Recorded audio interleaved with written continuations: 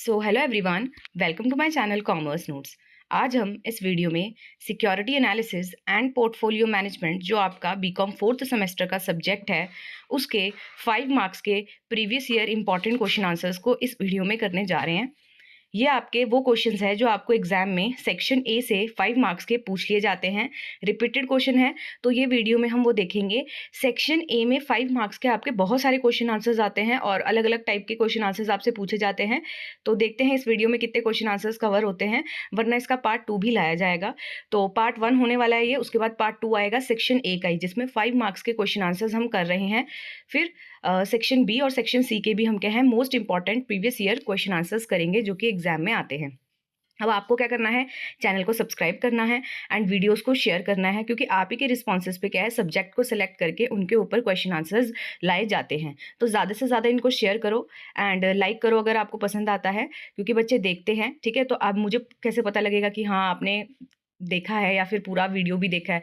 तो आपको लाइक करना है, शेयर करना है और चैनल पे नए हो तो सब्सक्राइब कर लेना है। ओके, तो स्टार्ट करते हैं। ऑलरेडी आपके बीकॉम फोर्थ सेमेस्टर के बहुत सारे सब्जेक्ट्स यहाँ पे चले हैं इस चैनल पे, तो आप उनको भी देख सकते हैं। टेलीग्राम का लिंक हर वीडियो के डिस्क्रिप्शन में होता है, तो उसको ज्वाइन कर सकते हैं अपडेट्स के लिए। एंड ये इन्फॉर्मेशन थी। तो अब हम अपने 5 मार्क्स के क्वेश्चन आंसर्स करते हैं स्टार्ट। ये 5 मार्क्स के अकॉर्डिंग ही होंगे, तो आप उस अकॉर्डिंग क्या है इनको समझोगे। तो पहला क्वेश्चन है आपका, व्हाट आर फ्यूचर कॉन्ट्रैक्ट्स। तो ये आपको 5 मार्क्स में ना मल्टीपल टाइम पूछा है कि फ्यूचर कॉन्ट्रैक्ट्स क्या होते हैं। अब 5 मार्क्स के अकॉर्डिंग अगर हम देखें कि आपको कितना लिखना है, या फिर जैसे 15 मार्क्स के जो क्वेश्चन आंसर होते हैं तो उसमें आपको और डिटेलिंग में जाना होता है। 5 मार्क्स में देखो आपको क्या है, मेन पता होना चाहिए कि क्या पूछा जा रहा है और उसका एग्जाम्पल आप दे सकते हो, और लास्ट में क्या है आप अपने अकॉर्डिंग उसकी समरी दे सकते हो। ठीक है, तो देखो फ्यूचर कॉन्ट्रैक्ट एक लीगल एग्रीमेंट होता है जिसमें आप क्या करते हो, बाय या फिर सेल करते हो एसेट्स का। ठीक है, जैसे शेयर्स हो गया, ठीक है, इनका क्या है आप अग्रीमेंट करते हो कि भाई हाँ हम इसको बाय करेंगे, सेल करेंगे एक फिक्स्ड प्राइस पे, पर एक स्पेसिफिक फ्यूचर डेट में। आज नहीं हम कर रहे हैं बाय सेल, हम आज अग्रीमेंट कर रहे हैं कि इसी प्राइस पे हम क्या करने वाले हैं, आगे आने वाली उस तारीख को क्या है हम प्रॉपर तरीके से क्या कर लेंगे, बाय या फिर सेल कर लेंगे। क्लियर है, तो यहाँ पे आप पढ़ सकते हो फ्यूचर कॉन्ट्रैक्ट एक लीगल एग्रीमेंट होता है जिसमें आप बाय या फिर सेल करते हो एक एसेट्स को। ठीक है, फिक्स्ड प्राइस होता है, आज ही डिसाइड कर लिया जाता है कि इस प्राइस पे हम आने वाली इस तारीख को क्या है इस ट्रांजैक्शन को कर लेंगे, बाय सेल कर लेंगे। अभी जो कॉन्ट्रैक्ट्स होते हैं ना, बेसिकली इनको यूज़ किया जाता है स्टॉक मार्केट में, कमोडिटी मार्केट में। इसमें बोथ जो बायर भी होता है और सेलर भी होता है वो अग्री कर जाते हैं आज के दिन में कि हाँ ठीक है, हम क्या है आज ये डिसाइड करते हैं कि इस प्राइस पे इतनी तारीख को क्या है हम बाय या सेल कर लेंगे। बट एक्चुअल में जो एक्सचेंज होता है, जो एक्चुअल में वो डिलीवरी होगी या जो ट्रांजैक्शन होगी, एक्चुअली वो क्या होगी, हैपन लेटर, मतलब कि बाद में होने वाली है। ठीक है, अब आप एग्जाम्पल देख लो सो दैट आपको और क्लियर हो जाए। सपोज टुडे यू अग्री, आप क्या है आज की डेट में अग्री हुए कि आप बाय करोगे 1 kg ऑफ गोल्ड 60,000 के हिसाब से, बट डिलीवरी क्या होने वाली है इसकी आफ्टर 2 मंथ। इफ जो प्राइस है मान लो इंक्रीज हो जाते हैं, 65,000 हो जाते हैं, ठीक है, 2 महीने के बाद, स्टिल आपको 60,000 ही क्या करना पड़ेगा, पे करना पड़ेगा। तो आपने क्या है बेसिकली जो 5,000 थे जो बढ़ गए थे वो आपने क्या है कहीं ना कहीं आपको 60 का ही पड़ा। अगर ये फ्यूचर कॉन्ट्रैक्ट ना किया होता तो आपको उस टाइम 65,000 पे क्या है उस चीज़ को खरीदना पड़ता। तो मेन फीचर्स यहाँ पे हमने क्या पढ़े इसके, कि जो प्राइस है वो फिक्स किया जाता है आज टुडे, ठीक है, एंड एक्सचेंज होता है जो दैट मीन्स बाय और सेल होता है जो वो हैपन होता है फ्यूचर में। एंड ये क्या है स्टैंडर्डाइज्ड कॉन्ट्रैक्ट होते हैं जिनको ट्रेड किया जाता है स्टॉक एक्सचेंज में। ठीक है, तो ये था हमारा एक क्वेश्चन, होप आपको समझ आया होगा। आगे क्या लिखा हुआ है कि इसको यूज़, अच्छा इस कॉन्ट्रैक्ट को क्यों हम साइन करते हैं, क्यों यूज़ किए जाते हैं ये कॉन्ट्रैक्ट, हमें ना प्रोटेक्ट, मतलब ये जो कॉन्ट्रैक्ट है ये आपको प्रोटेक्ट करता है जो भी प्राइस में चेंजेस आ सकते थे उससे। ठीक है, बेसिकली हैजिंग कर रहे हो आप इसमें। ठीक है, कि मतलब आप प्रॉफिट भी इससे क्या कमा सकते हो, लाइक वो 65 का था आपको 60 का मिल गया। ठीक है, फिर है सिंपल डेफिनेशन, अगर हम बात करें तो फ्यूचर कॉन्ट्रैक्ट एक प्रॉमिस है बेसिकली, आज आप कर रहे हो जो कि आप बाय सेल करोगे समथिंग लेटर, ठीक है, बाद में किस प्राइस पे, जो कि आज ही डिसाइड कर लिया गया है। ठीक है, तो ये था हमारा फर्स्ट क्वेश्चन। अब सेकंड क्वेश्चन देखते हैं, difference between investment and gambling. तो ये जो क्वेश्चन है ये भी आपको बहुत बार आया, आपको पता होगा। तो जो इन्वेस्टमेंट एंड गैम्बलिंग है उसका क्या डिफरेंस होता है वो हम देखते हैं यहाँ पे 5 मार्क्स के अकॉर्डिंग। मीनिंग की बात करें तो इन्वेस्टमेंट क्या है, आपने अपनी मनी को क्या है किसी चीज में लगाया सो दैट आप अर्न कर सको प्रॉफिट ओवर द टाइम के साथ साथ। ठीक है, गैम्बलिंग का मतलब होता है कि आप एक चांस ले रहे हो जिसमें क्या है आप मनी को जीत भी सकते हो और क्या है लूज भी कर सकते हो क्विकली। ठीक है, फिर अगर बेसिस की बात करें तो इन्वेस्टमेंट में क्या है, ये किस आप इन्वेस्टमेंट करते हो किस बेसिस पे, आप रिसर्च करते हो, प्रॉपर एनालिसिस करते हो, प्लान्ड वे में क्या है इन्वेस्टमेंट करते हो। बट गैम्बलिंग में क्या करते हो आप, बेस्ड ये किसके बेसिस पे होता है, लक के बेसिस पे होता है, या फिर एक चांस लेते हो आप, ठीक है। रिस्क लेवल की बात करें तो देखो इन्वेस्टमेंट में ना जनरली लोअर रिस्क होता है, स्पेशली अगर आपने डाइवर्सिफिकेशन का एक अच्छा खासा पोर्टफोलियो मैनेज किया हो। गैम्बलिंग में जो रिस्क होता है वो बहुत ज़्यादा होता है, ठीक है। इसमें हो सकता है आप सारी मनी जीत जाओ, पर एट द सेम टाइम ये भी होता है चांस कि आप सारी की सारी मनी क्या है लूज़ भी हो जाती है इसमें, ठीक है। फिर है रिटर्न। तो इन्वेस्टमेंट की बात करें तो आप इसमें अर्न करते हो रेगुलर और लंबे समय तक रिटर्न। अगर गैम्बलिंग की बात करें तो इसमें क्या आपको हाई रिटर्न मिल सकते हैं, बट वो क्विकली होते हैं, ठीक है।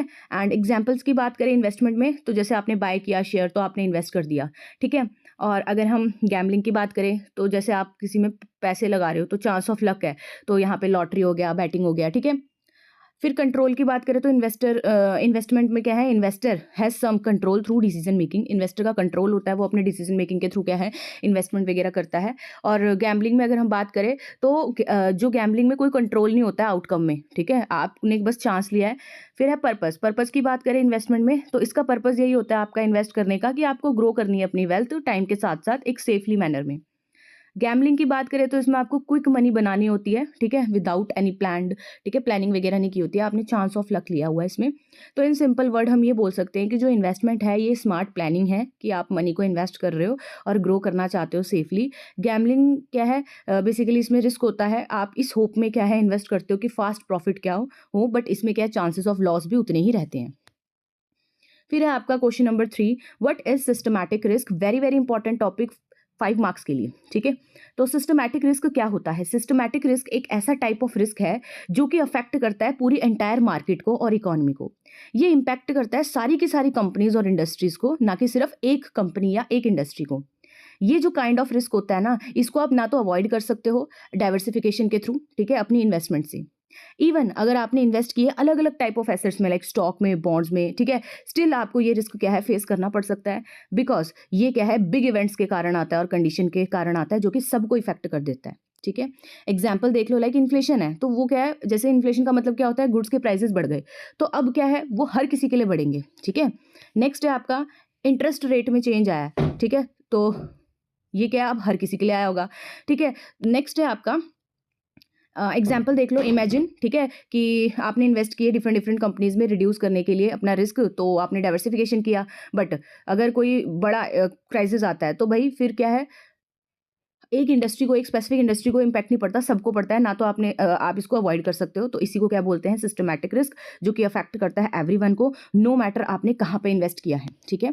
की पॉइंट्स हमने यहाँ पे क्या देखे कि ये होल मार्केट को अफेक्ट करता है, इसको आप अवॉइड नहीं कर सकते हो डाइवर्सिफिकेशन के थ्रू। ये ब्रॉड इकोनॉमिक ये कह लो कि जो चेंजेस आते हैं उसकी वजह से होता है, एंड इसको मैनेज आप थोड़े हद तक कर सकते हो पर रिमूव्ड कभी भी नहीं कर सकते हो, ठीक है। तो ये क्वेश्चन भी होप आपको समझ आया होगा। नेक्स्ट है आपका what is efficient market hypothesis. ये जो क्वेश्चन है, आपने अगर डीपीटी देखी होगी तो आपको खुद पता होगा कि ये क्वेश्चन कितना इंपॉर्टेंट है 5 मार्क्स के लिए। अच्छा, हम 5 मार्क्स कह रहे हैं, हमने 15 मार्क्स के ना बहुत सारे क्वेश्चन आंसर्स अलग अलग सेपरेट वीडियो में भी किए हुए हैं, तो इस वीडियो के डिस्क्रिप्शन में आपको उसकी प्लेलिस्ट मिल जाएगी, वहां से जाके आप 15 मार्क्स के जो डिटेल में क्वेश्चन आंसर्स किए हैं, लाइक सिस्टमैटिक रिस्क है उसको डिटेल में 15 मार्क्स में हमने किया हुआ है। ये जो क्वेश्चन है एफिशिएंट मार्केट हाइपोथेसिस, इसको भी हमने डिटेल में किया हुआ है। वो जो डिफरेंस वाला क्वेश्चन है उसे भी हमने जो है डिफरेंस वाला क्वेश्चन 15 मार्क्स में किया है। तो 5 और 15 मार्क्स में आपको आते हैं, तो 15 मार्क्स वाले हमने ऑलरेडी कवर कर लिए हैं। तो आप क्या है प्लेलिस्ट को अच्छे से एक्सप्लोर करो, उसको देखो, फिर ये 5 मार्क्स के तो मोस्ट इंपॉर्टेंट क्वेश्चन आंसर्स हैं। तो जो एफिशिएंट मार्केट हाइपोथेसिस है ये क्या है, बेसिकली एक थ्योरी है जो कि क्या बोलती है कि जितनी भी अवेलेबल इंफॉर्मेशन है, जैसे पब्लिक न्यूज़ हो गया, कंपनी की परफॉर्मेंस, इकोनॉमिक अपडेट्स, ठीक है, ये ऑलरेडी इंक्लूडेड होती है करंट मार्केट प्राइस जो है स्टॉक का, ठीक है। एक स्टॉक है तो वो रिफ्लेक्ट कर रहा होगा सारी इन्फॉर्मेशन को। सो अकॉर्डिंगली जो एफिशिएंट मार्केट हाइपोथेसिस है, इट इज़ नॉट पॉसिबल। तो इसके अकॉर्डिंग ये पॉसिबल ही नहीं है कि आप बीट द मार्केट, आप क्या है मार्केट को बीट कर सको यूज़ करके, जो कोई पब्लिकली अवेलेबल इन्फॉर्मेशन है उसको यूज़ करके आप कुछ ऐसा नहीं कर सकते हो जो कि सबसे हट के होगा, ठीक है। बिकॉज जो मार्केट है, market has already reflected to it, क्योंकि वो इन्फॉर्मेशन सबके पास है, वो क्या है सबको बता रही है वो इन्फॉर्मेशन। तो आप उस इन्फॉर्मेशन का जो पब्लिकली अवेलेबल है उसका यूज़ करके कुछ ऐसे अलग से कुछ नहीं कर सकते हो, ठीक है। Advantage extra ordinary types of efficient market hypothesis अगर हम पढ़े तो एक होता है वीक फॉर्म, दूसरा होता है सेमी स्ट्रॉन्ग फॉर्म या फिर स्ट्रॉन्ग फॉर्म। तो वीक फॉर्म क्या होती है, जिसमें सारी की सारी पास्ट प्राइजेज है जो ऑलरेडी इंक्लूडेड है हमारे करंट प्राइजेज में। सेमी स्ट्रॉन्ग फॉर्म क्या होता है, जो भी पब्लिक इन्फॉर्मेशन है वो इंक्लूडेड है प्राइजेज में। एंड स्ट्रॉन्ग फॉर्म क्या होता है कि जितने भी पब्लिक और प्राइवेट जो इनसाइडर इन्फॉर्मेशन है वो इंक्लूडेड है प्राइजेज में। सिंपल एक्सप्लेनेशन की अगर हम बात करें तो एक कंपनी है, उसने अनाउंस किया कि गुड प्रॉफिट्स टुडे, ठीक है। If a company announces good profits today, अगर कंपनी ने अनाउंस किया है कि उसको क्या गुड प्रॉफिट हुए हैं, तो उसकी जो शेयर प्राइस है वो क्विकली इंक्रीज हो जाएंगे, बिकॉज एवरीवन को क्या है, ये न्यूज़ मिल जाएगी, ठीक है, सेम टाइम पे। तो मार्केट क्या है, उस अकॉर्डिंगली एकदम से एडजस्ट हो जाएगा। So if you are try to buy that stock, तो अगर आप चाहते हो कि मेरे को उस स्टॉक को खरीदना है इस न्यूज़ के बाद, तो वो लेट हो जाएगा बहुत ज़्यादा, ठीक है। आप क्या है, एक्स्ट्रा प्रॉफिट नहीं कमा पाओगे, बिकॉज प्राइस जो होंगे उसके ऑलरेडी गॉन अप हो रखे होंगे, बढ़ जाएंगे, क्योंकि जैसी मार्केट ने ये पब्लिकली, जैसी वो कंपनी ने मार्केट में पब्लिकली इन्फॉर्मेशन दी, तो सब ने क्या है, उसकी डिमांड करनी है तो उसकी प्राइस बढ़ जाएंगे। तो आप उस इन्फॉर्मेशन का बेनिफिट उठा के क्या बहुत एक्स्ट्रा ऑर्डिनरी कुछ फ़ायदा उठा पाए, ठीक है। तो ऐसा ये बोलती है थ्योरी। की पॉइंट्स क्या पढ़े हमने इसमें, स्टॉक प्राइस रिफ्लेक्ट करते हैं सारी की सारी नॉन इन्फॉर्मेशन को। आप क्या है, एकदम से लगातार एक्स्ट्रा प्रॉफिट नहीं कमा सकते हो पब्लिक इन्फॉर्मेशन को यूज़ करते हुए। मार्केट एफिशिएंट होती है और क्विक एडजस्ट हो जाती है, प्राइजेस एडजस्ट कर लेती है। और टेक्निकल और fundamental analysis may not always help. यहाँ पे आपको जो टेक्निकल एनालिसिस और फंडामेंटल एनालिसिस होता है, ज़रूरी नहीं है आपको हमेशा क्या है हेल्प करे अर्न करने में हायर प्रॉफिट यहाँ पे, ठीक है। तो होप आपको ये क्वेश्चन भी समझ आया होगा। नेक्स्ट क्वेश्चन है आपका, what is need of portfolio management. क्या ज़रूरत पड़ती है पोर्टफोलियो को मैनेजमेंट करने की। तो देखो, पोर्टफोलियो मैनेजमेंट का मतलब क्या होता है कि आपको ना मैनेज करनी है अपनी इन्वेस्टमेंट को। जैसे कि आपने इन्वेस्ट किया होगा स्टॉक में, बॉन्ड्स में, म्यूचुअल फंड्स में, तो आपको ना यहाँ पे इस तरीके से इन्वेस्ट करना है, एक स्मार्ट वे में और बैलेंस्ड वे में, कि मान लो अगर एक जगह से लॉस हो भी गया तो दूसरी जगह से क्या है वो कवर अप हो जाए। तो जब भी आप डिफरेंट कलेक्शन में पैसा लगाते हो, ठीक है, और स्मार्ट तरीके से क्या है अपना पोर्टफोलियो बनाते हो, तो उसे ही क्या बोलते हैं हम, पोर्टफोलियो मैनेजमेंट। पर्पस आपका यही है कि आपको ज़्यादा से ज़्यादा क्या है रिटर्न कमाने हैं और कम से कम क्या है रिस्क करना है, ठीक है। ये हेल्प करता है इन्वेस्टर की कि वो राइट इन्वेस्टमेंट चॉइस कर सके, ठीक है। वो क्या है परफॉर्मेंस को ट्रैक कर सके और एडजस्ट कर सके पोर्टफोलियो को जब भी क्या है नीडेड है। Okay, next, why is portfolio management important. कह रहे हैं कि क्यों पोर्टफोलियो मैनेजमेंट इंपॉर्टेंट होता है। क्वेश्चन हमारा यही था। देखो, जब तक आप पोर्टफोलियो मैनेज नहीं करोगे ना तो रिस्क रहेगा। आप अच्छे से पोर्टफोलियो बनाओ तो वहाँ पर रिस्क के चांसेस कम कर देते हो आप, क्योंकि आपने अच्छे तरीके से सारी चीज़ों को देख के, उनके फायदे नुकसान देख के क्या है आपने इन्वेस्ट किया होगा, वो भी एक अच्छे से कलेक्शन ऑफ एसेट्स में, ठीक है। तो डाइवर्सिफिकेशन के थ्रू आप क्या है रिस्क को कम कर सकते हो। नेक्स्ट है बेटर रिटर्न्स। एक वेल प्लान्ड पोर्टफोलियो होगा ना अगर आपका, तो ये आपको हेल्प करेगा कि आप लंबे समय तक अच्छा खासा रिटर्न उससे कमा सकते हो। नेक्स्ट पॉइंट है आपका गोल बेस्ड प्लानिंग। कह रहे हैं कि ये आपको हेल्प करता है, अगर आप पोर्टफोलियो मैनेजमेंट करते हो तो ये आपकी हेल्प करता है कि आप अपने जो भी फाइनेंशियल गोल्स हैं वो क्या है टाइमली क्या कर सकते हो, फुलफिल कर सकते हो। नेक्स्ट है मॉनिटर परफॉर्मेंस। रेगुलर आप ट्रैकिंग करोगे अगर इन्वेस्टमेंट्स की, तो ये क्या है आपकी हेल्प करेगा कि कोई भी अगर ऐसा एसेट है जो बैड परफॉर्म कर रहा है तो आप उसको रिमूव कर सकते हो, एंड जो अच्छा कर रहा है उसको आप ऐड कर सकते हो, और ठीक है। नेक्स्ट है पोर्टफोलियो मैनेजमेंट की नीड क्यों पड़ती है, राइट एसेट मिक्स के लिए भी। अगर आपने पोर्टफोलियो को मैनेज किया है तो आपने बैलेंस किया हुआ है, मतलब ठीक है, आपने रिस्की इन्वेस्टमेंट भी डाली हुई है और सेफ इन्वेस्टमेंट भी डाली हुई है, ठीक है। फिर है हेल्प इन डिसीजन मेकिंग। ये आपको क्लियर आइडिया दे देता है कि कहाँ पे इन्वेस्ट करना है, कितना करना है, कैसे चेंजेस करने हैं टाइम टू टाइम। तो सिंपल एक्सप्लेनेशन देखें तो आप एक सोचो कि पोर्टफोलियो मैनेजमेंट आपने किया, लाइक मैनेज किया आपने एक टीम को।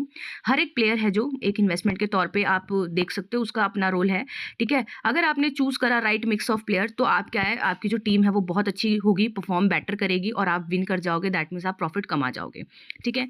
नेक्स्ट क्वेश्चन है आपका लिमिटेशंस ऑफ मार्कोविट्स मॉडल। तो मार्कोविट्स जो मॉडल है उसकी लिमिटेशंस आपको यहाँ पे पूछी गई है। तो इस मॉडल को हम मॉडर्न पोर्टफोलियो थ्योरी भी बोलते हैं, जिसे यूज़ किया जाता है क्रिएट करने के लिए एक आइडियल इन्वेस्टमेंट पोर्टफोलियो। अगर आपको एक अच्छा खासा इन्वेस्टमेंट पोर्टफोलियो क्रिएट करना है, you can use this theory, ठीक है। जो आपको क्या है देता है बेस्ट रिटर्न, जो पोर्टफोलियो देगा आपको बेस्ट रिटर्न मिनिमम रिस्क के साथ, किसके थ्रू, डाइवर्सिफिकेशन के थ्रू, ठीक है। तो इसकी कुछ लिमिटेशंस भी है जो कि वन बाय वन हम डिस्कस करेंगे। पहला है assume all investors are rational.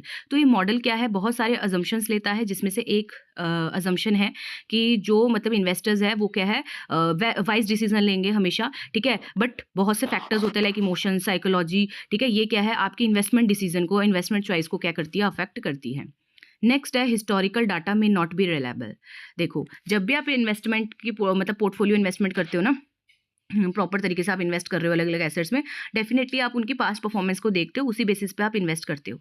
अब मान लो कि आप जैसे ये जो मॉडल है ये यूज़ करता है पास्ट डाटा को, लाइक पास्ट रिटर्न कितने थे, कितना रिस्क था इस सिक्योरिटी पे, तो ये ना पास्ट डाटा को यूज़ करता है प्रिडिक्ट करने के लिए फ्यूचर परफॉर्मेंस को, और फ्यूचर कंडीशंस क्या हो सकता है डिफरेंट हो, वेरी कर जाएं, ठीक है, तो एक ये भी चीज़ है। थर्ड पॉइंट है difficult to calculate for large portfolios. कह रहे जब बहुत सारे एसेट्स आपके पोर्टफोलियो में होंगे तो वहाँ पे कैलकुलेशंस है, जैसे कि कोरिलेशन हो गया, वेरिएंस एनालिसिस हो गया या वेरिएंस हो गया, ठीक है, तो यहाँ पे कॉम्प्लेक्स हो जाती है कैलकुलेशंस और बहुत ज़्यादा टाइम कंज्यूमिंग भी होता है। नेक्स्ट है assume returns follow a normal distribution. ये मॉडल बिलीव करता है कि जो रिटर्न है वो ऑलवेज एवरेज होंगे एंड प्रिडिक्टेबल होंगे आपके, ठीक है, बट रियल मार्केट में रिटर्न क्या है, हाईली अनप्रिडिक्टेबल होते हैं, ठीक है। नेक्स्ट है ignore transaction cost and taxes. ये मॉडल बोलता है, ये कंसीडर नहीं करता है कि ब्रोकरेज चार्जेस होते हैं, fees, taxes, but in real ये सब होते हैं, ठीक है, जो कि अफेक्ट करते हैं आपके नेट रिटर्न को जो आपको मिलेगा। नेक्स्ट है रिक्वायर एक्यूरेट इनपुट डाटा। अगर आपने इनपुट डाटा अच्छे से नहीं डाला, like expected return, standard deviation, तो वो अगर वो एक्यूरेट नहीं है तो रिजल्ट भी क्या होंगे, फिर रॉन्ग आ जाएंगे। तो सिंपल एक्सप्लेनेशन में हम पढ़े तो यहाँ पे क्या बोला है कि इवन दो जो मार्कोविट्ज मॉडल है वो बहुत ही अच्छी थ्योरी है जो आपको एक बैलेंस्ड पोर्टफोलियो बनाने में हेल्प करता है, बट कुछ इसकी लिमिटेशंस भी हैं, उसको दिमाग में रखते हुए उसको क्या है अवेयर, उसके बारे में अवेयर होते हुए आपको क्या है अच्छे से अपना पोर्टफोलियो मैनेज करना चाहिए। नेक्स्ट क्वेश्चन है, ये भी आपको बहुत इंपॉर्टेंट क्वेश्चन बार बार पूछा जाता है, difference between investment and speculation. Investment और स्पेकुलेशन में क्या डिफरेंस है। तो देखो इन्वेस्टमेंट का मतलब वही हो गया, आपने बाय किया एसेट इस पॉइंट ऑफ व्यू से कि आप क्या है इससे इनकम को जनरेट करोगे, प्रॉफिट कमाओगे लॉन्ग टर्म में। स्पेकुलेशन का मतलब क्या होता है, आपको क्विक प्रॉफिट बनाना है शॉर्ट टर्म में। रिस्क लेवल की बात करें तो इन्वेस्टमेंट में क्या है, लो से मॉडरेट रिस्क हो सकता है, बट स्पेकुलेशन में बहुत ज़्यादा रिस्क होता है क्योंकि प्राइस अनसर्टेनिटी होती है। टाइम की बात करें तो इन्वेस्टमेंट लॉन्ग टर्म की हो सकती है, ठीक है। स्पेकुलेशंस की बात करें तो स्पेकुलेशन में क्या है शॉर्ट टर्म होता है, ठीक है, डे, वीक, मंथ भी हो सकता है। फिर अप्रोच, तो अप्रोच की बात करें तो इन्वेस्टमेंट में क्या है प्रॉपर रिसर्च करते हो, फाइनेंशियल एनालिसिस करते हो, पर अगर हम बात करें स्पेकुलेशन की तो यहाँ पे आप क्या है गेस प्रेडिक्शन के बेसिस पे करते हो। एग्जाम्पल देखें इन्वेस्टमेंट का तो आपने बाय किया शेयर्स, ठीक है, और अगर हम स्पेकुलेशन की बात करें तो आपने बाय किए शेयर्स टुडे और क्विकली सेल कर दिए, ठीक है, सेल करे क्विकली प्रॉफिट बनाने के लिए टुमारो। ऑब्जेक्टिव की बात करें तो आपको इन्वेस्टमेंट आप इसी ऑब्जेक्टिव से करते हो कि आपको रिटर्न मिले, वेल्थ क्रिएशन हो। एंड अगर हम स्पेकुलेशन की बात करें तो आपको फास्ट मनी अर्न करनी है मार्केट की फ्लक्चुएशन से, तो आप इसीलिए क्या है ये ऑब्जेक्टिव होता है आपका स्पेकुलेशन का। तो सिंपल एक्सप्लेनेशन देखें तो इन्वेस्टमेंट क्या है, जब आप बाय कर रहे हो समथिंग, इस चीज़ को ध्यान में रखते हुए कि आपको रिटर्न मिलेंगे, स्लोली मिलेंगे, सेफली मिलेंगे over the time long term. Speculation क्या है, एक गैम्बलिंग टाइप की है जिसमें आप क्या हाई रिस्क होप, मतलब हाई रिस्क लेके होप कर रहे हो कि आप फास्ट प्रॉफिट बना सकते हो। नेक्स्ट आपका क्वेश्चन है इंडेक्स फंड क्या होता है। तो इंडेक्स फंड क्या है, एक टाइप का म्यूचुअल फंड या एक्सचेंज ट्रेडेड फंड है, ठीक है।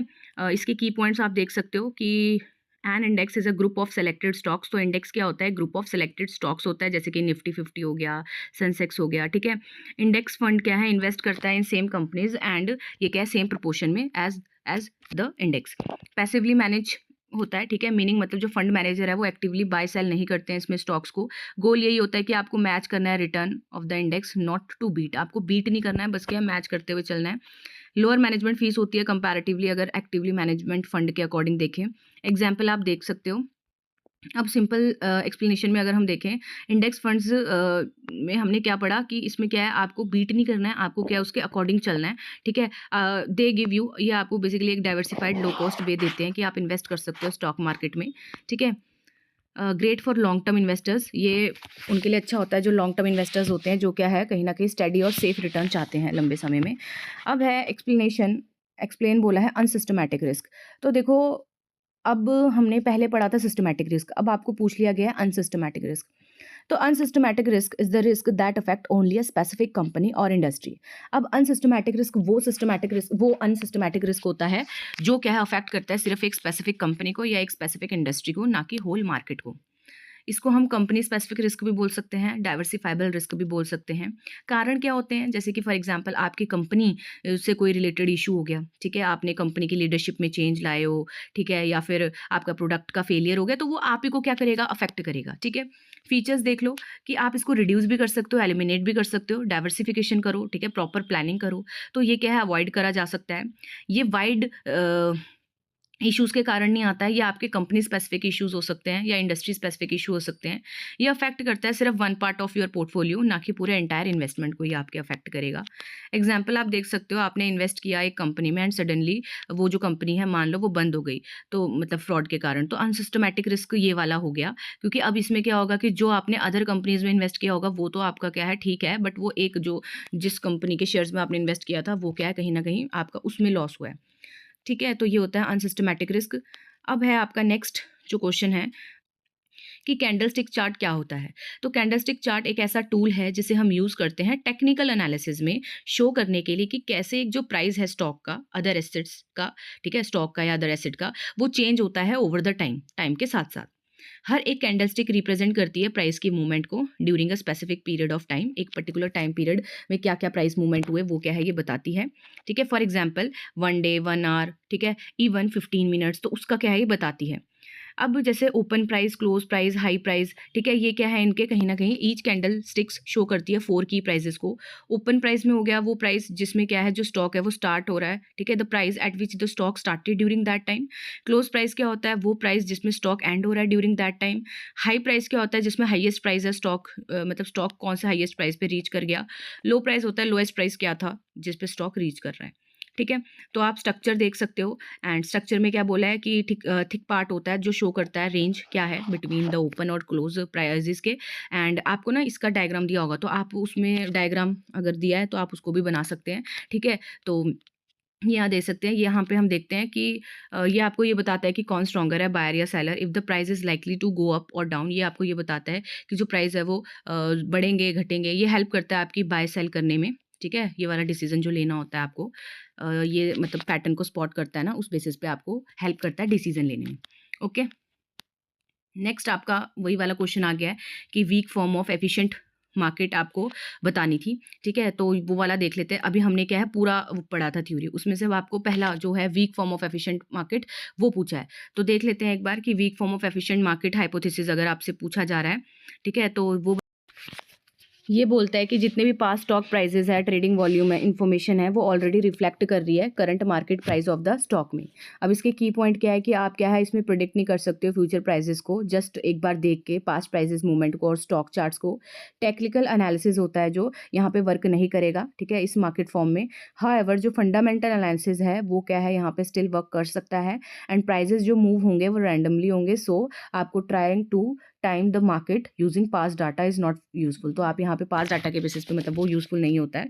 एग्जाम्पल आप देख सकते हो, सपोज करो एक स्टॉक प्राइस है वो क्या है बढ़ रहा है 5 गोइंग अप फॉर 5 डेज। ठीक है, weak form of efficient market है जो। अब इसमें होगा क्या, ये जो पैटर्न है ऑलरेडी नोन है एवरीवन को, सो क्या है आप बाय नहीं करोगे एक्स्ट्रा प्रॉफिट, मतलब यू कांट यूज इट। ठीक है, आप उसको यूज नहीं करोगे अर्न करने के लिए एक्स्ट्रा प्रॉफिट, तो ये प्राइस ऑलरेडी क्या है इंक्लूड कर रहा है उस इन्फॉर्मेशन को, इसीलिए। तो यहाँ पे देख सकते हो कि जो weak form of efficient market है उसमें पास स्टॉक प्राइस डाटा है, डाटा इज यूजलेस होता है मेकिंग प्रॉफिट करने के लिए, एवरीवन को पता होता है। ठीक है, क्योंकि करंट प्राइस क्या रिफ्लेक्ट कर रहे हैं।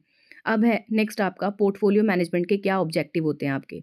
तो पोर्टफोलियो मैनेजमेंट का मतलब होता है मैनेज करना, ठीक है, कलेक्शन ऑफ इन्वेस्टमेंट्स को, जैसे कि शेयर्स में आपने पैसा लगाया है, बॉन्ड्स में पैसा लगाया है, म्यूचुअल फंड्स में पैसा लगाया है, उनको अच्छे से क्या मैनेज करना डाइवर्सिफिकेशन के थ्रू, सो दैट आपका प्रॉफिट ज़्यादा से ज़्यादा हो और जो रिस्क है वो कम से कम हो।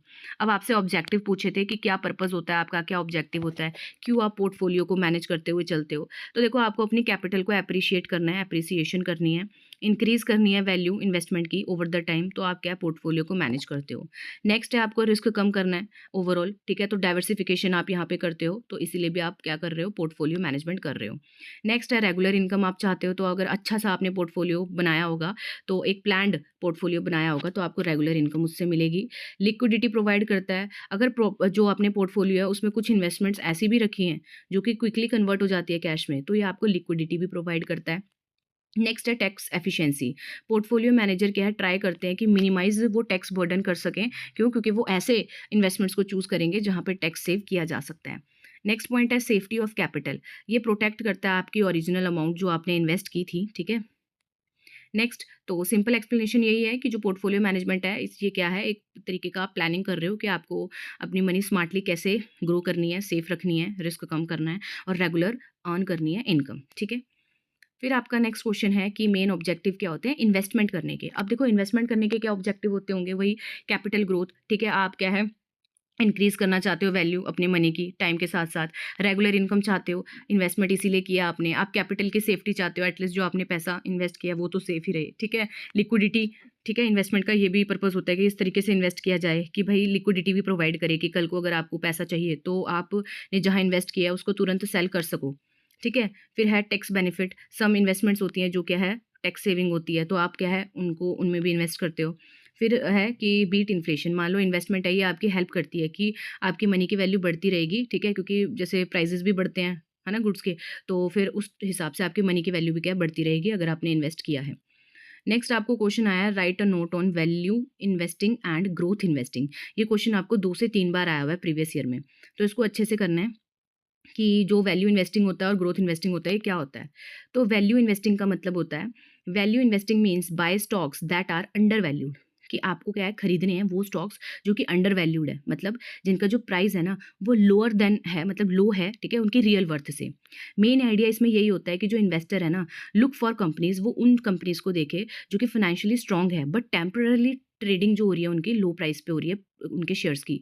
गोल यही होता है कि अभी क्या है सस्ते में उनके जो अंडर वैल्यूड शेयर है उनको खरीद लो, एंड जब क्या है ट्रू वैल्यू पे पहुंचेगी उनकी शेयर्स की वैल्यू, तो क्या है आप उसमें से मतलब बेच के अर्न कर सकते हो प्रॉफिट।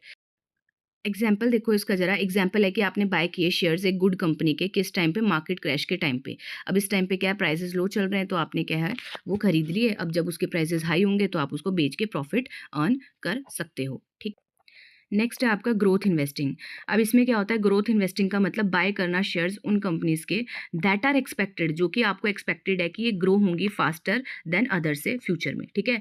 तो मेन आइडिया यही होता है कि कंपनी क्या कर रही है, ये जो दीज कंपनीज है वो री इन्वेस्ट करती है प्रॉफिट एक्सपैंड करने के लिए बिजनेस को, ना कि पे करने के लिए हाई डिविडेंड। गोल देख लो इन्वेस्टर का यही होता है कि अर्न करे प्रॉफिट, ठीक है, किससे, इंक्रीज जो भी हो रहा है शेयर के प्राइस में ओवर द टाइम। तो यहाँ पे इनका डिफरेंस भी है, ठीक है, वैल्यू इन्वेस्टिंग और ग्रोथ इन्वेस्टिंग का। तो आप देख सकते हो फोकस करा जाता है वैल्यू इन्वेस्टिंग में अंडर वैल्यूड स्टॉक्स में, ग्रोथ इन्वेस्टिंग में हाई ग्रोथ पोटेंशियल कंपनीज को फोकस किया जाता है। रिस्क की बात करें तो वैल्यू इन्वेस्टमेंट में कंपैरेटिवली लो है पर ग्रोथ इन्वेस्टिंग में कंपैरेटिवली हाई है। रिटर्न की बात करें तो long term and stable return आएंगे वैल्यू इन्वेस्टमेंट से, इन्वेस्टिंग से। ग्रोथ इन्वेस्टिंग से हाई रिटर्न आते हैं बट क्या है रिस्क भी ज़्यादा होता है, ठीक है। नेक्स्ट है आपका, तो डिफरेंस देख लेते हैं इसका। वैल्यू इन्वेस्टमेंट का मतलब होता है वैल्यू इन्वेस्टिंग में फोकस किया जाता है अंडर वैल्यूड स्टॉक में, ग्रोथ इन्वेस्टिंग में फोकस किया जाता है हाई ग्रोथ पोटेंशियल कंपनी में। रिस्क की बात करें तो वैल्यू इन्वेस्टिंग में कंपैरेटिवली लो होता है पर ग्रोथ इन्वेस्टिंग में ज़्यादा होता है। रिटर्न की बात करें तो long term and stable return होते हैं वैल्यू इन्वेस्टिंग में, high return but high risk होता है आपका ग्रोथ इन्वेस्टिंग में। नेक्स्ट क्वेश्चन आपको आया है explain the concept of risk and return trade off. ये क्वेश्चन मैंने आपको 15 मार्क्स में डिटेल में करवाया है, तो आपको ये कंसेप्ट वहाँ से तो जरूर समझना ही समझना है, क्योंकि ना ये आपको 15 मार्क्स में ज़्यादा पूछा गया है। तो यहाँ पे हम 5 मार्क्स के अकॉर्डिंग कर लेते हैं, ठीक है, मेन पॉइंट्स इसके नोट्स के टाइप में। बट आपको अगर डिटेल में कंसेप्ट समझना है तो आप 15 मार्क्स वाली वीडियोज़ को देख सकते हो। तो देखो risk and return trade off का मतलब क्या होता है, ये एक बेसिक रूल है इन्वेस्टिंग का, ठीक है। अगर आप इन्वेस्टिंग करने जा रहे हो तो एक बेसिक रूल होता है ये। If you want higher return, अगर आप चाहते हो कि आपको ज़्यादा से ज़्यादा रिटर्न मिले, you must take higher risk. तो आपको क्या है मतलब तभी ये हाई रिटर्न मिल सकते हैं जब आप क्या अच्छा खासा रिस्क ले रहे हो। एंड अगर आप चाहते हो कि आपको सेफ मतलब कि सेफ चाहिए, सेफ्टी चाहिए, तो आप क्या वहाँ पे फिर लो रिस्क लेते हो, तो आपको रिटर्न भी क्या मिलता है, लो मिलता है। की पॉइंट्स यही है कि हाई रिस्क लोगे तो हाई रिटर्न की पॉसिबिलिटी होती है, एंड अगर लो रिस्क लोगे तो लो रिटर्न की पॉसिबिलिटी होती है। इन्वेस्टर को चूज़ करना होता है कि उसकी रिस्क टेकिंग कैपेबिलिटी क्या है, एबिलिटी कितनी है, कितनी वो रिस्क ले सकता है, उस बेसिस पे क्या है वो इन्वेस्ट करे। फाइनेंशियल गोल्स है जो उनको भी वो ध्यान में रखता है कि उसका गोल क्या है इन्वेस्ट करने का, एंड कितना लॉस वो हैंडल कर सकता है वो भी वो देखता है, ठीक है। एग्जाम्पल देख सकते हो, 2 ऑप्शन है। स्टॉक ए है जो कि आपको 15% रिटर्न देगा बट क्या है हाई अप और डाउन आते हैं उसमें। फिक्स्ड डिपॉजिट क्या आपको 6% फिक्स्ड रिटर्न देगी बट वो सेफ है। तो अब आप देखो कि अगर आप रिस्क ले सकते हो तो आप स्टॉक ए में जा सकते हो, अगर आपको सेफ इन्वेस्टमेंट करनी है तो आप क्या है फिक्स्ड डिपॉजिट में कर सकते हो, ठीक है। सो आपको बैलेंस करके चलना पड़ता है, रिस्क और रिटर्न में डिपेंड करता है कि आप कंफर्टेबल किस में हैं। नेक्स्ट क्वेश्चन आपको वही आ गया एफिशिएंट मार्केट थ्योरी, तो ये मैंने डिटेल में एक्सप्लेन कर दी है क्वेश्चन में, तो ये यहाँ पे इसीलिए डाला गया है सो दैट आपको पता लग जाए कि ये क्या है, बहुत बार आ रखा है, ठीक है। नेक्स्ट आपका क्वेश्चन, हाँ ये क्वेश्चन 15 मार्क्स में भी आया, 5 मार्क्स में भी आया, और कभी कभी ना ये जो चैप्टर है ये 20 मार्क्स का आ रखा है आपको, ठीक है, जिसमें 15 मार्क्स में क्वेश्चन आ रहा है आपका एक सी सेक्शन में और 5 मार्क्स में आ रहा है। तो ये वाला जो चैप्टर है इसको अच्छे से कर लेना है, जिसमें मेनली ये वाला क्वेश्चन तो बनता ही बनता है कि वेरियस बेनिफिट्स क्या हैं ग्लोबल इन्वेस्टिंग करने के। अगर आप इन्वेस्ट करते हो ग्लोबली तो आपको क्या क्या बेनिफिट्स मिलते हैं। तो देखो, ग्लोबल इन्वेस्टिंग का मतलब होता है आपने इन्वेस्टिंग की है इंटरनेशनल मार्केट में, जैसे कि स्टॉक्स, म्यूचुअल फंड्स में, ठीक है, और बिजनेस में आपने पैसा इन्वेस्ट किया है जो कि आउटसाइड योर ओन कंट्री है। अब बेनिफिट क्या है, देखो डाइवर्सिफिकेशन है इसका पहला, तो कैसे आपने रिड्यूस कर दिया रिस्क इन्वेस्ट करके बाहर, ठीक है। अगर मान लो एक एरिया की अगर मार्केट फॉल करती भी है तो आप स्टिल अच्छा परफॉर्म कर सकते हो, क्योंकि आपने अपने पोर्टफोलियो में अलग अलग ये कह लो कि कंट्रीज़ के क्या है एसेट्स में इन्वेस्ट किया था, आपको अपॉर्चुनिटीज़ ज़्यादा मिल रही हैं, ठीक है। नेक्स्ट है हाई ग्रोथ पोटेंशियल होता है, ठीक है। फिर है करेंसी एडवांटेज भी मिलती है आपको, ठीक है। उसके बाद है बेटर आप अपना पोर्टफोलियो मैनेज कर सकते हो, आपको प्रोटेक्शन मिलता है अगर कोई इकोनॉमिक इशू है जो कि एक एरिया का है तो दूसरे एरिया में तो वो नहीं होगा, ठीक है। तो ये कुछ पॉइंट्स हैं, आपको 15 मार्क्स वाली वीडियो देख लेनी है, वहाँ पे डिटेल में एग्जांपल्स के थ्रू हमने समझाया है। नेक्स्ट है state and explain the concept of portfolio performance evaluation. अब ये जो क्वेश्चन है ना ये आपको अच्छा खासा आ जाता है कि परफॉर्मेंस, पोर्टफोलियो की जो परफॉर्मेंस है ना उसको इवैल्यूएट कैसे करते हैं, या इसका क्या कंसेप्ट है बताओ। तो देखो, पोर्टफोलियो की जो परफॉर्मेंस है इसको इवैल्यूएट करना इंपॉर्टेंट है। इसका मतलब क्या है कि आप चेक कर रहे हो कि how well your investment portfolio, कि जो भी आपने पोर्टफोलियो बनाया था, इन्वेस्ट किया था, क्या वो ओवर द टाइम ठीक चल रहा है, ट्रैक करो उसको प्रॉपर तरीके से। ये आपको ना हेल्प करता है कि क्या जो आपकी इन्वेस्टमेंट है जो आपने सोचा था उस अकॉर्डिंग रिटर्न दे रही है, ठीक है। जितना आपने रिस्क लिया था उस हिसाब से आपको रिटर्न मिल रहा है कि नहीं मिल रहा, और आपके जो फाइनेंशियल गोल्स हैं वो पूरे हो भी रहे हैं या नहीं हो रहे। पर्पज़ यही होता है कि हमें क्या है, रिटर्न कमाना है, ये देखना है कि जितना रिस्क लिया था उसके अकॉर्डिंग रिटर्न मिल रहा है या नहीं मिल रहा। कंपेयर करते हो आप अपने पोर्टफोलियो को जो आपने सेट किया था एक बेंचमार्क उसके अगेंस्ट, एंड आप अपनी टाइम टू टाइम फिर इन्वेस्टमेंट स्ट्रेटजीज भी क्या करते रहते हो, चेंज करते रहते हो। किस किस के थ्रू आप इवैल्यूएशन कर सकते हो, की मेजर्स जिसको यूज़ किया जाता है इवैल्यूएशन में, पहला है रिटर्न, कि हाउ मच प्रॉफिट क्या है आपको यूअर पोर्टफोलियो गिव, कि कितना आपके पोर्टफोलियो ने आपको रिटर्न दिया है वो देख लो। रिस्क आपने जितना लिया था उतना रिटर्न मिला है या नहीं मिला। फिर आपकी शार्प रेशो होती है जो मेजर करती है कि एक्स्ट्रा रिटर्न आपको कितना मिला, एक्स्ट्रा रिस्क जो आपने लिया था। हाई शार्प रेशो होगी, शार्प रेशो होगी तो बेटर परफॉर्मेंस हो रही है। फिर अल्फा जो कि शो करता है कि हाउ मच बेटर या फिर अच्छी चल रही है, गंदी चल रही है आपकी पोर्टफोलियो, ठीक है, अगर कंपेयर करें मार्केट से। बीटा मेजर करता है कितना हाउ सेंसिटिव है योर पोर्टफोलियो मार्केट के चेंजेस से, कितना आपके पोर्टफोलियो में चेंज आता है। एग्जाम्पल आप यहाँ देख सकते हो। नेक्स्ट क्वेश्चन आया था state and explain main objective of investment, तो ये क्वेश्चन हमने कर लिया है, ठीक है, कि आप इन्वेस्टमेंट क्यों करते हो, क्या ऑब्जेक्टिव होते हैं। तो वही कैपिटल की वैल्यू बढ़ाने के लिए, इनकम जनरेट करने के लिए, लिक्विडिटी आपको प्रोवाइड करता है, बेनिफिट्स देता है। नेक्स्ट क्वेश्चन है रिस्क रिटर्न ट्रेड ऑफ, तो ये भी हमने कर लिया है अभी, ठीक है, एग्जाम्पल दे रखा है। फिर आपको ऑब्जेक्टिव पूछे हैं फिर से इन्वेस्टमेंट के, तो यहाँ पे आपको ये देखने को मिल रहा होगा कि इन्वेस्टमेंट के ऑब्जेक्टिव आपसे पूछे ही जा रहे हैं। अच्छा, अब ये क्वेश्चन है एक जो कि आपको अलग है, इस वीडियो में अभी तक नहीं आया, कि how can the risk of investment be minimized. अगर आप इन्वेस्टमेंट कर रहे हो तो डेफिनेटली वहाँ पर रिस्क तो होता है, अब उसको कैसे आप मिनिमाइज कर सकते हो, कम से कम कर सकते हो। तो वही है, पहला तो प्रॉपर डाइवर्सिफिकेशन करो, आप सारी मनी एक ही इन्वेस्टमेंट में मत डालो, अलग अलग डिफरेंट डिफरेंट एसेट्स की क्लास में आप क्या है पैसा डालो, लाइक स्टॉक, बॉन्ड्स, अलग अलग जगह पे क्या है पैसा डालो, तो इससे क्या है रिस्क के होने के रिस्क कम होता है। नेक्स्ट है प्रॉपर रिसर्च करो, स्टडी करो, इन्वेस्टमेंट करने से पहले आपको पहले स्टडी करनी है, ठीक है। फिर है लॉन्ग टर्म इन्वेस्टिंग करो, क्योंकि उससे क्या है जनरली वो लेस रिस्की होती है। एंड फिर है कंसल्ट कर सकते हो आप फाइनेंशियल एडवाइजर से, टैक्स एक्सपर्ट से आप मतलब कि जो टेक कर सकते हो एडवाइसेस, ठीक है, जिनको नॉलेज होती है अच्छी खासी।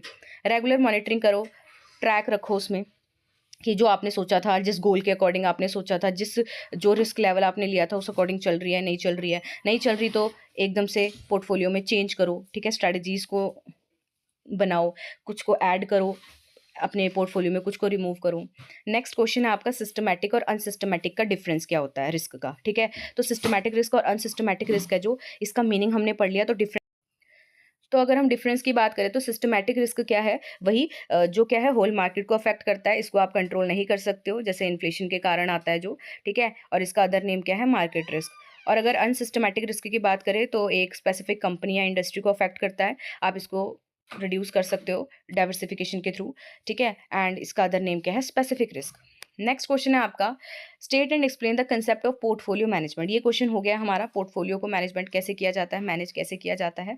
ठीक है, तो देखो दो टाइप के आपके होते हैं ये, एक्टिव मैनेजमेंट कर सकते हो, रेगुलर बाय सेल करो अर्न करने के लिए ज़्यादा से ज़्यादा। पैसिव मैनेजमेंट हो सकती है, लाइक होल्ड कर लिया इन्वेस्टमेंट लंबे टाइम के लिए। ठीक है, उसके बाद नेक्स्ट है why portfolio performance evaluation is needed. अभी हमने किया कि परफॉर्मेंस इवैल्यूएशन करने की ज़रूरत क्यों पड़ती है। ठीक है, परफॉर्मेंस है जो आपकी पोर्टफोलियो की परफॉर्मेंस है, उसकी इवैल्यूएशन करने की ज़रूरत क्यों पड़ती है। तो वही भाई, जितना आपने रिस्क लिया उसके अकॉर्डिंग आपको रिटर्न मिल रहे हैं। ठीक है, आप डिसीजन आगे और अच्छा ले सकते हो। ठीक है, और ट्रैक कर सकते हो। नेक्स्ट है वही बेनिफिट बता दो भाई, ग्लोबल लेवल पे अगर आप इन्वेस्टमेंट करते हो तो क्या बेनिफिट मिलते हैं। तो वही डाइवर्सिफिकेशन का, हाई रिस्क, आपके पास अपॉर्चुनिटीज़ ज़्यादा होती है। ठीक है, और इकोनॉमिक अपॉर्चुनिटीज़ आपको मिलती है। फिर आपको ऑब्जेक्टिव पूछ लिए दोबारा से इन्वेस्टमेंट करने के। फिर आपसे अब अच्छा हाँ, ये एक आपको अलग क्वेश्चन आया हुआ है, डिफरेंस बताओ इंडिविजुअल इन्वेस्टर और इंस्टीट्यूशनल इन्वेस्टर के बीच में क्या डिफरेंस है। ठीक है, तो देखो अगर हम देखें तो इंडिविजुअल इन्वेस्टर कौन होता है, एक सिंगल पर्सन जो इन्वेस्ट कर रहा है पर्सनल मनी। इंस्टीट्यूशनल इन्वेस्टर्स क्या होते हैं, वो ऑर्गेनाइजेशंस जो इन्वेस्ट कर रही है लार्ज सम ऑफ मनी को। ठीक है, इन्वेस्टमेंट साइज की बात करें तो जो इंडिविजुअल इन्वेस्टर होता है उसका जो इन्वेस्टमेंट साइज होता है, जो इन्वेस्ट करेगा वो स्मॉल होगा। पर इंस्टीट्यूशनल इन्वेस्टर्स है जो वो लार्ज अमाउंट के हैं इन्वेस्ट करते हैं। एग्जाम्पल आप देख सकते हो। ठीक है, और डिसीजन मेकिंग में यहाँ पर्सनल गोल के बेसिस पे डिसीजन मेकिंग होती है इंडिविजुअल इन्वेस्टर में। इंस्टीट्यूशनल इन्वेस्टर में क्या है, प्रोफेशनल एनालिसिस के बेसिस पे की जाती है। रिस्क कैपेसिटी देखो इंडिविजुअल इन्वेस्टर्स में क्या है, लो होती है, एंड इंस्टीट्यूशनल इन्वेस्टर्स में हाई होती है। नेक्स्ट आपको बोला गया है discuss the guaranteed joint and assumed bonds. तो ये आपको एक बार क्वेश्चन आया तो हम देख लेते हैं। गारंटीड बॉन्ड्स क्या है, थर्ड पार्टी गारंटी, मतलब अ थर्ड पार्टी जैसे कि बैंक हो गया। ठीक है, वो गारंटी करती है कि हम पे करेंगे इंटरेस्ट और प्रिंसिपल। ये लो रिस्क और सेफ होता है इन्वेस्टर्स के लिए। ज्वाइंट बॉन्ड्स क्या होते हैं, issue in the name of two or more people, जो कि इशू किए जाते हैं दो या दो से ज़्यादा पीपल के नाम पे। ठीक है, जितने भी बॉन्ड होल्डर्स होते हैं वो इक्वली रिस्पॉन्सिबल होते हैं एंड उनको बेनिफिट्स मिलते हैं इक्वल। अज्यूम्ड बॉन्ड्स क्या होते हैं, ये वो बॉन्ड्स होते हैं जहाँ पे न्यू पार्टी टेक ओवर कर लेती है रिस्पॉन्सिबिलिटी पेमेंट की। जो बायर है वो अज्यूम करता है। ठीक है, the buyer assume the debt obligations from the original issuer. ठीक है, जो बायर होगा वो अज्यूम करेगा कि जो भी डेट ऑब्लिगेशन है किससे, ओरिजिनल इशूअर से। फिर आपको ये पूछा था व्हाट इज आर्बिट्रेज प्राइसिंग। तो ये तो हमने 15 मार्क्स में भी किया है, तो आपको वहाँ से एक बार देख लेना है। यहाँ पे भी हम देख लेते हैं। आर्बिट्रेज प्राइसिंग एक फाइनेंशियल कंसेप्ट है जहाँ पे इन्वेस्टर क्या है, प्रॉफिट कमा सकता है बाय करके एसेट को लो प्राइस पे इन वन मार्केट, एंड उसको सेल करेगा हाई प्राइस पे दूसरी मार्केट में, विदाउट टेकिंग एनी रिस्क। कोई रिस्क नहीं लेगा वो। ये किस प्रिंसिपल के ऊपर बेस्ड है कि जो सेम एसेट है वो can not sell at a different prices in the different place for a long. It is based on the principle. ये उस प्रिंसिपल पे बेस्ड है कि जो सेम एसेट है कैन नॉट सेल, आप उसको सेल नहीं कर सकते हो डिफरेंट डिफरेंट प्राइसेस पे डिफरेंट डिफरेंट प्लेसेस में लंबे समय तक। ठीक है, एग्जाम्पल आपने बाय किया गोल्ड, ठीक है 50,000 का, एंड उसको सेल कर दिया दूसरी कंट्री में 52,000 का। ठीक है, अब डिस्कस करो कितने टाइप्स ऑफ कैंडल्स होती हैं। तो ये आप पढ़ सकते हो। क्या कैंडल स्टिक्स होती है वो तो हमने पढ़ लिया था। ठीक है, तो बुलिश कैंडल होती है जहाँ पे closing price higher than opening price होता है, जो कि इंडिकेट कर रहा है कि प्राइस क्या है, बढ़ रहे हैं। बेरिश कैंडल होती है जो क्या है, क्लोजिंग प्राइस जहाँ पे लो होते हैं ओपनिंग प्राइस से, जो इंडिकेट करता है प्राइस क्या है, गोइंग डाउन, नीचे जा रहे हैं जो प्राइस। ठीक है, तो ऐसे अलग अलग टाइप की आप इसको पढ़ सकते हो। एक बार क्वेश्चन आया है आपको तो अच्छे से कर लेना है। फिर आपको एक क्वेश्चन आया टेक्निकल एनालिसिस और फंडामेंटल एनालिसिस का डिफरेंस। तो ये क्वेश्चन क्या है, हमारा इस वीडियो का लास्ट क्वेश्चन है, और ये हमने 15 मार्क्स में भी किया है। तो यहाँ पे एक बार देख लेते हैं 5 मार्क्स में। देखो फंडामेंटल एनालिसिस का फोकस होता है कि कंपनी की फाइनेंशियल हेल्थ एंड परफॉर्मेंस पे। ठीक है, टेक्निकल एनालिसिस का फोकस होता है प्राइस के मूवमेंट्स में एंड चार्ट्स में। टाइम फ्रेम की बात करें तो फंडामेंटल एनालिसिस में जो टाइम फ्रेम है वो लॉन्ग टर्म होगा, और टेक्निकल एनालिसिस में क्या है, जो टाइम फ्रेम होता है वो शॉर्ट टर्म होगा। टूल्स कौन कौन से यूज़ किए जाते हैं, तो फंडामेंटल एनालिसिस में हम बैलेंस शीट यूज़ करते हैं। यहाँ पे बैलेंस शीट एक टूल है, इनकम स्टेटमेंट्स हो गया, रेशियोज हो गया। टेक्निकल एनालिसिस में चार्ट्स हो गए, ग्राफ्स हो गए, इंडिकेटर्स हो गए। ठीक है, गोल की बात करें तो हमारा जो फंडामेंटल एनालिसिस होता है, फंडामेंटल एनालिसिस का गोल होता है कि आपको ट्रू वैल्यू देखनी है स्टॉक की, एंड ये लॉन्ग टर्म इन्वेस्टर्स के लिए सूटेबल होता है। टेक्निकल एनालिसिस की बात करें तो ये प्रिडिक्ट करता है फ्यूचर के प्राइस मूवमेंट क्या होंगे, एंड ये traders and short term investors के लिए क्या है, सूटेबल होता है। तो ये थे हमारे कुछ क्वेश्चंस जो कि हमने 5 मार्क्स के अकॉर्डिंग किए, सिंपल लैंग्वेज में किए, 5 मार्क्स के ही अकॉर्डिंग किए। तो अगर आपको इनमें से कोई क्वेश्चन 15 मार्क्स में करना है तो आप वीडियोस देख सकते हो, प्लेलिस्ट देख सकते हो, वहाँ पे अवेलेबल है, सारे क्वेश्चंस अवेलेबल हैं, तो आप उनको जाके देख सकते हो। कैसा लगा आपको कमेंट में लिखना है। ऐसी वीडियोस अगर और चाहिए, सेक्शन बी के भी इंपॉर्टेंट क्वेश्चन आंसर्स चाहिए और सेक्शन सी के भी चाहिए अगर आपको इंपॉर्टेंट क्वेश्चन आंसर्स, एग्ज़ाम से पहले। तो आप कमेंट करो, लाइक करो, शेयर करो, उस अकॉर्डिंगली क्या है वीडियोज़ डेफ़िनिटली आएँगी। टेलीग्राम का लिंक हर वीडियो के डिस्क्रिप्शन में होता है, तो आप उसको जॉइन कर सकते हो अपडेट्स के लिए। और अदर जो आपके सब्जेक्ट्स हैं, ठीक है, वो भी इस चैनल पे चले हैं, तो उनको भी आपको देखना है। एंड मिलते हैं नेक्स्ट वीडियो में, तब तक के लिए thank you for watching this video.